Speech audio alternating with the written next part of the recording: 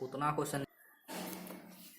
देखो नया चैप्टर है प्रोबेबिलिटी, बहुत ही सिंपल है। इसमें तुम्हारा जो मार्क्स आएगा यानी 4 मार्क्स तुमको मुश्किल से 3 घंटा मेहनत करेगा ना, 3 घंटा काफी है। यानी एक 3 घंटा क्लास है, जैसे आज मान लो आधा घंटा क्लास होगा, फिर हो सकता है मेरा 1 ही घंटा का क्लास होगा, लेकिन तुमको 3 घंटा मेहनत करेगा तो 4 नंबर तुम्हारा आराम से मिल जाएगा। और इसमें ना तुमको बहुत ज्यादा मेहनत करना पड़ेगा, जो क्लास में पढ़ लेगा उतने सफिशियंट है। तो प्रोबेबिलिटी के बारे में यहाँ हम लोग विस्तार से तो नहीं पढ़ेंगे, सिर्फ इंट्रोडक्शन के रूप में पढ़ेंगे। यानी क्लास 10 में जो पढ़ेगा तुम लोग इंट्रोडक्शन के रूप में पढ़ेगा। अभी विस्तार से प्रोबेबिलिटी हम लोग नहीं पढ़ेंगे। प्रोबेबिलिटी तुम विस्तार से कब पढ़ेगा? क्लास 11th में पढ़ेगा। यानी क्लास जब 11th में तुम जाएगा, 12th में जब जाएगा, यहाँ पे तुमको प्रोबेबिलिटी का विस्तार मिलेगा। यहाँ पे भी कुछ नहीं मिलेगा, यहाँ सिर्फ जस्ट फॉर्मूला, यहाँ फॉर्मूला क्या बोला जाएगा, थोड़ा बहुत इसका इंट्रोडक्शन के रूप में तुम्हारा काम आएगा। क्या आएगा? इंट्रोडक्शन के रूप में तुम्हारा काम आएगा। एक मिनट।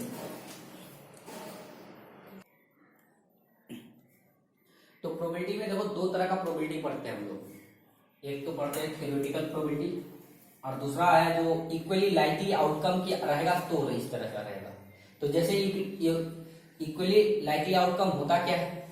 जैसे एक कॉइन को टॉस करेंगे, पहले इसके वाला को समझ लो। इक्वली जो एक्सपेरिमेंट होता है, इक्वली लाइकली आउटकम का होता है। जब इसको डिफरेंट तरीका से पढ़ेंगे तब तुमको ये जरूरी होगा, यानी क्वेश्चन में लिखा होना चाहिए ये इक्वली लाइकली आ रहा है, तो हम इसको अलग अंदाज से बनाएंगे, और ये रहेगा, ये सब पे लागू होगा। तो जैसे हम कॉइन को टॉस करेंगे तो क्या आएगा? हेड या टेल आएगा। तो अब तुमको बोलेंगे हेड आने का संभावना कितना है? एक ही बार आएगा। एक कॉइन को यदि एक बार टॉस करेंगे तो हेड आने का संभावना कितना होगा? या तो हेड आएगा या तो टेल आएगा। यानी इसका भी आने का संभावना और इसका भी आने का संभावना इक्वली है। इसी तरह से यदि डाई को फेंका जाएगा तो 1 आने का, 2, 3, 4, 5 और 6।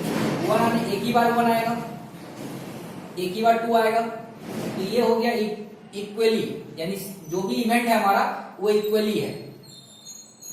क्या है? इक्वली है। लेकिन आप मान लो एक बैग में 3 रेड बॉल है, 4 व्हाइट बॉल है, तो इसका तो अलग अलग हो गया। रेड आने का संभावना कितना होगा? 3 बार रेड आएगा और 4 बार व्हाइट आएगा। तो ये हो गया तुम्हारा थ्योरेटिकल प्रोबेबिलिटी। ये किस में जाएगा? थ्योरेटिकल। लेकिन ये इक्वली लाइकली इवेंट में आ जाएगा। तो प्रोबेबिलिटी का जो फॉर्मूला होगा, यानी PE, P for probability, E for event, यानी जिस पे घटना घट रहा है, तो number of outcome of favourable to E, माने ई कितना बार आएगा, यानी जिसमें घटना है वो कितना बार। जैसे अभी मान लो यहाँ तो 3 रेड बॉल था और 4 व्हाइट बॉल था, तो हम घटना किसको घटाना चाह रहे हैं? रेड बॉल होने का। यानी जो घटना घटेगा वो रेड बॉल होने का। तो रेड बॉल कितना है मेरे पास? 3। और टोटल कितना? Number of all possible outcome of the all experiment, यानी टोटल कितना है बॉल मेरे पास? यदि मान लो एक झोला है, बैग है हमारे पास, यदि हम बोलेंगे तुमको बिना देख, और बैग के अंदर क्या किया हम? 3 तो रेड बॉल डाल दिए, 4 तो व्हाइट बॉल डाल दिए। कितना बॉल डाल दिए? 3 रेड बॉल और 4 व्हाइट बॉल। अब तुमको बोले बिना देखे तुम एक बॉल निकालो, एक बॉल निकालेगा तुम बिना देखे, तो हम बोलेंगे प्रोबेबिलिटी यानी पॉसिबिलिटी जो आएगा रेड बॉल आने का कितना? कहीं तुम तो रेड बॉल 3 ही डाला है, 3 में से कोई एक रेड बॉल निकलेगा, 3 में से कोई एक निकलेगा। और टोटल बॉल कितना है हमारा? 7 में से एक बॉल निकलेगा, तो वही हो गया नंबर ऑफ आउटकम। तो ये दोनों केस के लिए लागू। ये है नंबर ऑफ ट्रायल्स, जितना बार तुम ट्रायल करेगा। एक कॉइन को 5 बार फेंका गया, एक कॉइन को कितना बार फेंका गया? मान लो एक कॉइन को कोई 5 बार फेंका, कितना बार टॉस किया? 5 बार टॉस किया। तो क्या क्या संभावना हो सकता है? पॉसिबिलिटी तो एक ही है, या तो हेड आएगा या तो टेल आएगा।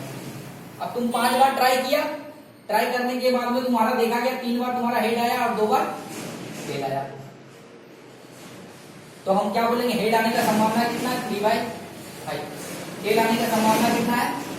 2/5। अब कोई 1000 बार ट्राई किया, तो ये हो जाता है, किसमें चला जाता है? इक्वली लाइकली आउटकम में। तो तुमको फॉर्मूला में ये फिलहाल एक ही लिखना है, ये वाला। ये अभी काम, मतलब दोनों सेम ही है, कोई अंतर नहीं है। अभी किस पे काम करेंगे? जितना जितना भी मैथ बनाएंगे प्रोबेबिलिटी का ये चीज जरूरी है। तो किसी भी मैथ बनाने के लिए तुमको ये जानना जरूरी है, यानी number of all possible outcome all the experiment, ये तुमको पता रहेगा तब तो तुम निकालेगा। ये तो क्वेश्चन बोल देगा निकालिए रेड बॉल निकालिए, तो ये क्वेश्चन बोल दिया रेड बॉल निकालने का। ये ई है तो ये भी ई है, ये टोटल ई है, मतलब टोटल इवेंट कितना है, कितना बार फेंकेंगे।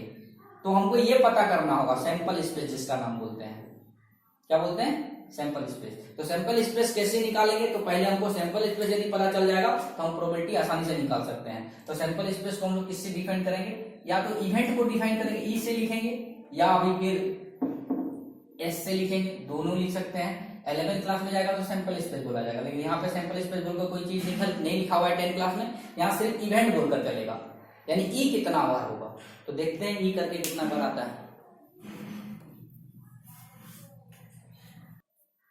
लिखते जा रहे हैं। एक number, list the sample space in tossing a pair of coin, मतलब एक कॉइन को टॉस करने पे सैंपल स्पेस क्या होगा।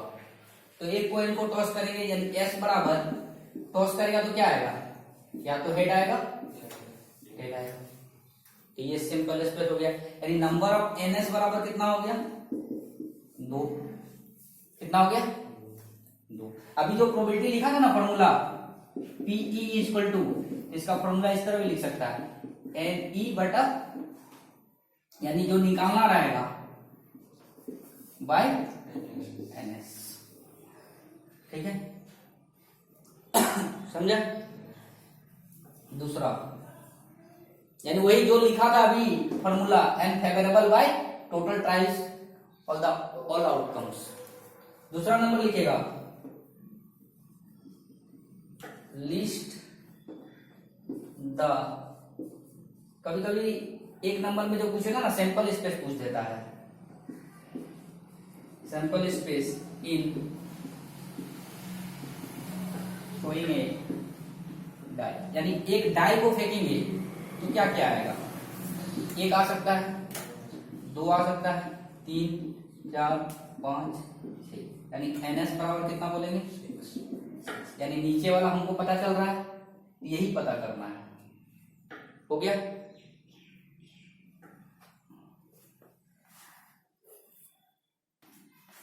देखो पहला क्या बोलता है, यानी तीसरा बोलता है 2 कॉइन को एक साथ टॉस करेंगे, तो 2 कॉइन को एक साथ टॉस करेंगे तो क्या होगा, सैंपल स्पेस, दोनों कॉइन क्या होना चाहिए, अलग अलग होना चाहिए, दोनों कॉइन क्या होना चाहिए अलग। एक साथ कॉइन करेंगे, मान लो एक 2 कॉइन ले लिए हम, एक 5 रुपया का कॉइन ले लिए और एक 2 रुपया का कॉइन ले लिए। ऐसा नहीं कि दोनों आप 1 ही रुपया का दोनों कॉइन ले लेगा, तो फिर तो दिक्कत होगा ना जी। 5 रुपया का 2 कॉइन, एक 5 रुपया का कॉइन ले लेंगे और एक 2 रुपया का कॉइन ले लेंगे, तो देखेंगे 5 रुपया का कॉइन में भी हेड है और 2 रुपया का कॉइन में भी, तब तो तुमको डिफरेंट पता चलेगा। आप दोनों तुम 1 ही रुपया का कॉइन लेगा तो तुम तो दिक्कत हो जाएगा, कौन वाला में पहले हेड आया, हो सकता है पहले वाला, तो हम ये दोनों सिमिलर, इसका मतलब यहाँ 2 कॉइन ले रहे हैं, मतलब दोनों अलग, 2 अलग अलग कॉइन ले रहे हैं, एक 5 रुपया का ले रहे हैं और एक 2 रुपया का ले रहे हैं, तब दोनों में हेड आया, या तो फिर पहले वाला में हेड आया, दूसरा वाला में टेल आया, या फिर ऐसा भी तो हो सकता है दोनों में टेल आया, या फिर ऐसा भी हो सकता है कि पहला वाला में 5 रुपया वाला में टेल आया और 2 रुपया वाला में हेड आया। इसका मतलब समझा। अब तुम बोलेगा सर यहाँ भी हेड है, इधर भी इसमें हेड है, यहाँ जैसे बोल सकता है हेड टेल तो एक ही हुआ, नहीं हेड एक ही नहीं हुआ, यानी तो एक 5 रुपया का कॉइन है और एक 2 रुपया का कॉइन है, तब जाकर डिफरेंट पता कर। उसी तरह से 3 कॉइन ले लेंगे, एक 5 रुपया का ले लेंगे, एक 2 रुपया का ले लेंगे, एक 10 रुपया का ले लेंगे, तो क्या होगा बताओ, ये तीनों में क्या हो सकता है, हेड आ सकता है। फिर दोनों में हेड आया, फिर टेल, फिर हेड टेल, 4 बार हो गया। फिर या तो तीनों में टेल, फिर 2 में टेल, फिर टेल, और वो क्या बचा, टेल हेड, 8 हो गया।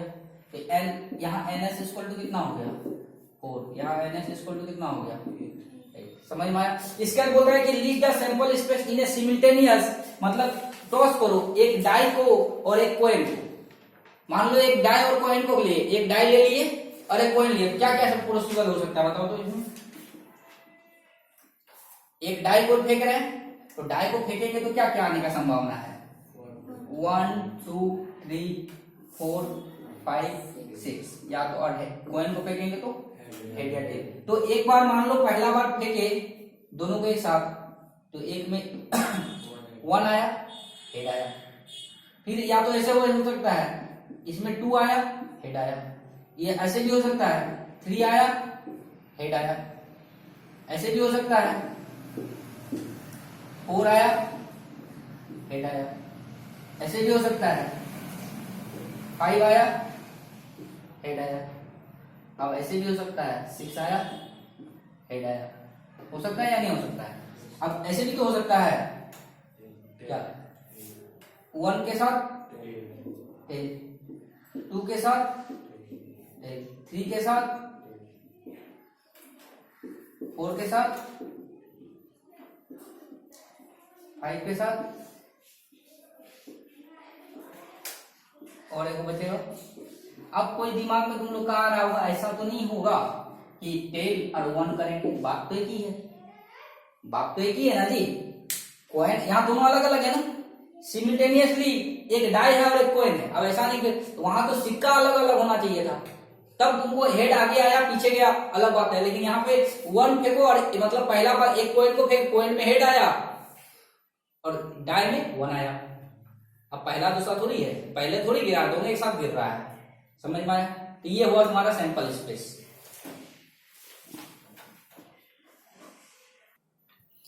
देखो अब बोल रहा है 2 well balanced dice are rolled, 2 dice को फेंका जा रहा है।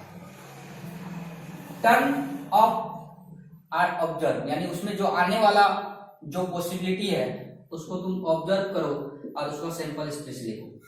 तो क्या हो सकता है, 1 1 हो सकता है, इसके बाद 1 2 हो सकता है, इसके बाद 1 3 हो सकता है, इसके बाद 1 4 हो सकता है, 1 5 हो सकता है, इसके बाद 1 6 हो सकता है। फिर 2 1 हो सकता है, 2 2 हो सकता है, 2 3 हो सकता है, 2 4 हो सकता है, 2 5 हो सकता है, 2 6 हो सकता है, 3 1 हो सकता है, 3 2 हो सकता है, 3 3 हो सकता है, लिखते जाओ, 3 4 हो सकता है, 3 5 हो सकता है, 3 6 हो सकता है। फिर 4 1 हो सकता है, 4 2 हो सकता है, 4 3 हो सकता है, 4 4 हो सकता है, 4 5 हो सकता है, 4 6 हो सकता है। फिर 5 1 हो सकता है, 5 5 हो सकता है, 5 6 हो सकता है, 5 1 2 लिखो ये भी होगा, 5 3 हो सकता है, 5 4 हो सकता है, 5 5 हो सकता है और 5 6 हो सकता है। इसी तरह 6 1 हो सकता है, 6 2 हो सकता है, 6 3 होने का संभावना है, 6 4 होने का संभावना है, 6 5 होने का संभावना है और 6 6 होने का संभावना है। तो ये था तुम्हारा सैंपल स्पेस। कब, जब डाइस को फेंका जाएगा, यानी 2 डाइस को फेंका जाएगा, यानी एनएस बराबर कितना होगा यहाँ 36। कितना होगा 36। इसमें बहुत सारा सवाल आएगा। अब बोलेगा 2 डाइस को एक साथ फेंक रहे हैं, देख लो यहाँ पहले समझ लो, 2 डाइस को फेंक रहे हैं, ऐसा कितना केस है जिसमें दोनों डाइस का जो ऑब्जेक्ट आएगा यानी जो नंबर आएगा और उसको जोड़ेंगे तो 2 आना चाहिए। एक तो आएगा नहीं, 2 डाइस को जोड़ेंगे तो एक आएगा कभी, यानी एक ही संभावना है जिसमें 2 आएगा, यानी सम ऑफ 2 आने का संभावना कितना है, एक ही तो आएगा। कितना केस है जिसको जोड़ेंगे डाइस का तो 2 आएगा, तो एक ही केस है। यदि बोलेगा ऐसा कितना केस है जिसको जोड़ेंगे डाइस का जो ऑब्जर्व आएगा वो कितना होगा, सम 3, तो कितना होगा 2। इसी तरह बोलेगा इतना किस्सा ऐसा कितना केस है जिसको जोड़ेंगे तो सम 4 आएगा, 1 2 3। इसी तरह यदि बोलेगा सम 5 आने का केस 4। इसी तरह बोलेगा 6 आने का, तो ये तुम्हारा यहीं से निकलेगा 7। देखो 8,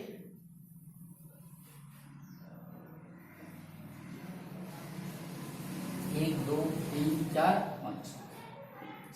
सम 8 कितना हो गया 5। सम 9 बोलो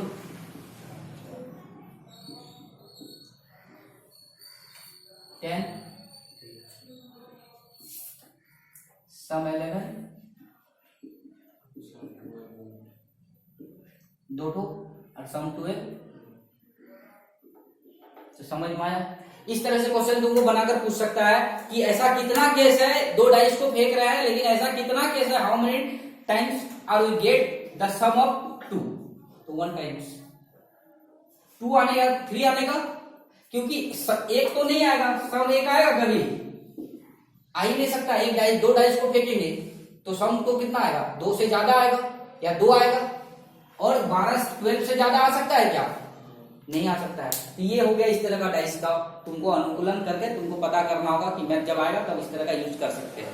और यदि बोलेगा सिर्फ सैंपल स्पेस कितना होगा, 2 डाइस को फेंक रहे हैं, तो NS बराबर 36।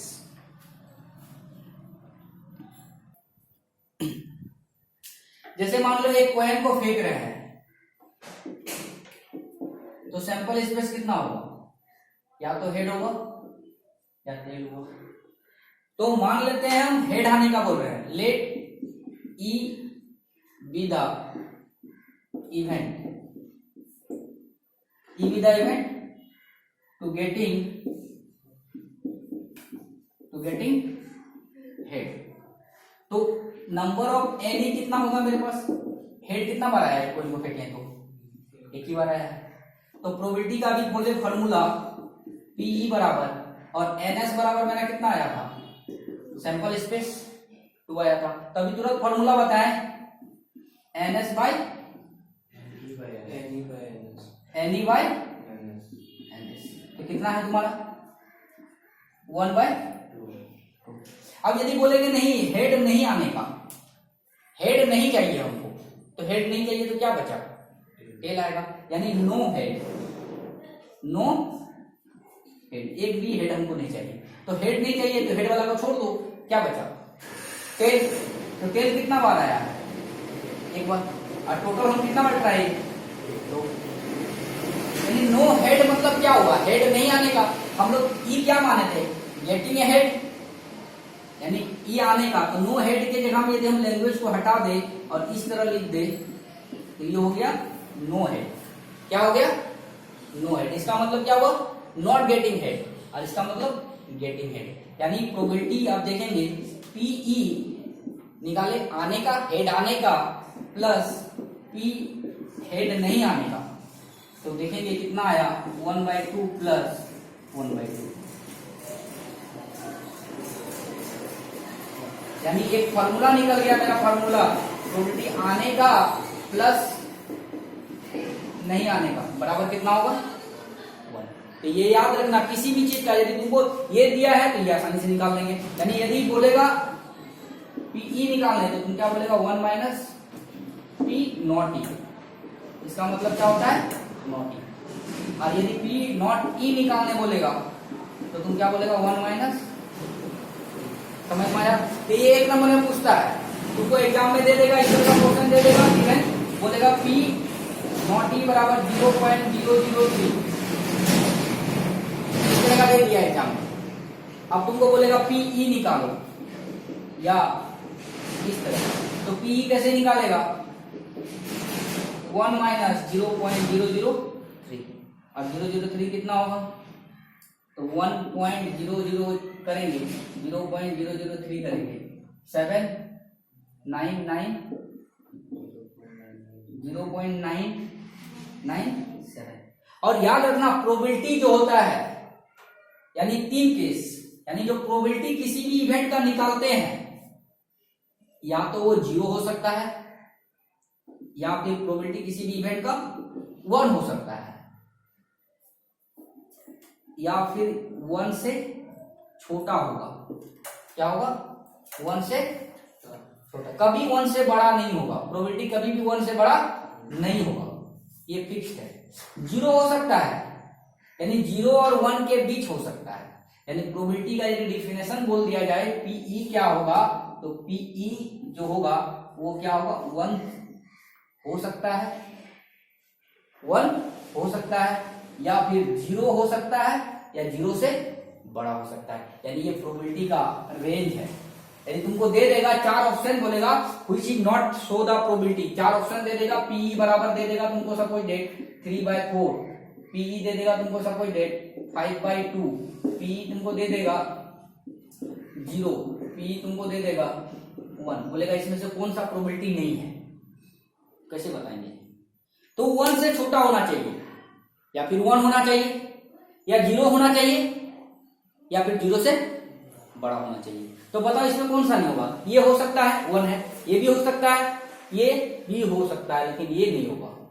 5/2 1 से बड़ा है। तो ये याद रखना प्रोबेबिलिटी जो होगा इस रेंज में होना चाहिए। 0 हो सकता है या 0 से बड़ा हो सकता है या फिर 1 हो सकता है या 1 से छोटा हो सकता है, लेकिन 1 से बड़ा नहीं होगा। 1 होगा और 1 से छोटा होगा, 1 से बड़ा नहीं होगा। तो ये प्रोबेबिलिटी का क्या है? रेंज है। तो एक क्वेश्चन इसमें पूछता है और एक क्वेश्चन इसमें पूछता है, यदि 1 नंबर का रहेगा तो। ये बहुत फेमस क्वेश्चन है, इसमें पूछता है 1 नंबर करके। इसलिए यहाँ पे 0.00 दिया रहेगा या 2/3 दिया रहेगा, कभी ये नहीं देगा। ये दे ही नहीं सकता है कि घटना कभी 5/4 हो जाएगा, कभी नहीं होगा, ये गलत है।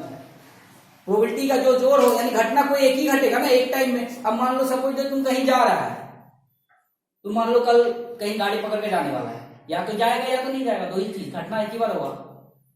तो यही कोई भी इवेंट एक ही बार घटेगा, तो घटेगा तो इसका मतलब पॉसिबिलिटी कितना है? एक ही घटना होने का, यानी probability of event equal to 1 हो सकता है। अब मान लो जैसे अभी मान लो हम तुमको बोले एक डाइस को फेंको जी, तो तुम डाइस को फेंका, तब हम बोल रहे हैं कि 7 आएगा। ये क्या है? 7 आएगा कभी डाइस को फेंकेंगे तो, इसका मतलब 0। इसका मतलब क्या है? ऐसा घटना का कल्पना करते हैं जो हो ही नहीं सकता है। अब डाइस को फेंकेंगे 7 कहां से आएगा? आएगा क्या? इम्पॉसिबल इवेंट इसको बोलते हैं। क्या बोलते हैं? Impossible event. यानी पीई क्या हो गया? इम्पॉसिबल इवेंट हो गया, जो संभावना है ही नहीं। क्लियर? तो P0 को क्या बोलते हैं? Impossible event. और ये क्या हुआ? जो घटना तुम करने वाला था वही घटना घटित हो गया, तो 1 आ गया। तो इस तरह का प्रोबेबिलिटी तुम्हारा ये लिखो।